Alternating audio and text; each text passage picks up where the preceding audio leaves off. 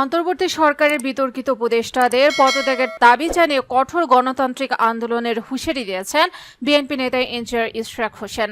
মঙ্গলবার সকালে নিজের ভেরিফাইড ফেসবুক পেজে দেওয়া এক স্ট্যাটাসে তিনি এ হুঁশিয়ারি দেন।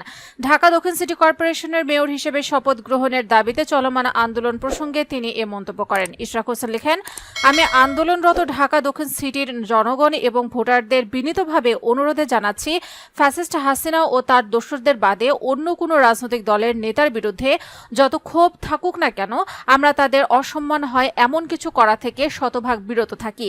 আমরা সমালোচনা করি, রাজনৈতিক বক্তব্যের মধ্য দিয়ে তাদের সতর্ক করি, তাদের ভুল ধরিয়ে দেয়, কিন্তু অবশ্যই ভাষাগত শিষ্টাচার মেনে। বিএনপির এই নেতা লিখেছেন, অনেক তো দেখে আসছি, আর পেছনের দিকে দেশটাকে নিতে চায় না।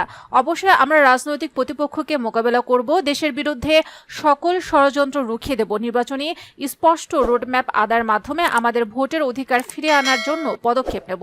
এমনকি বর্তমানে বিতর্কিত উপদেষ্টাদের পদত্যাগের কঠোর গণতান্ত্রিক আন্দোলনও করব, কিন্তু ভাষা ও ব্যবহারের জাতসূত্র যাতে সমালোচনা করতে না পারে। উল্লেখ্য, ইশরাক হোসেনকে ঢাকা দক্ষিণ সিটি কর্পোরেশনের মেয়র ঘোষণা করে গত ২৭ মার্চ রায় দেন ঢাকার প্রথম যুগ্ম জেলা জজ ও নির্বাচনী ট্রাইব্যুনাল। আদালতের রায়ের পরিপ্রেক্ষিতে তাকে ঢাকা দক্ষিণ সিটি কর্পোরেশনের মেয়র ঘোষণা করে গত ২৭ এপ্রিল গেজেট প্রকাশ করে নির্বাচন কমিশন। এরই পরিপ্রেক্ষিতে ইশরাক হোসেনকে ডিএসসিসির মেয়র হিসেবে শপথের দাবিতে আন্দোলন করছেন তার সমর্থকরা। বর্তমানে নগর ভবন কার্যত বন্ধ হয়ে গেছে।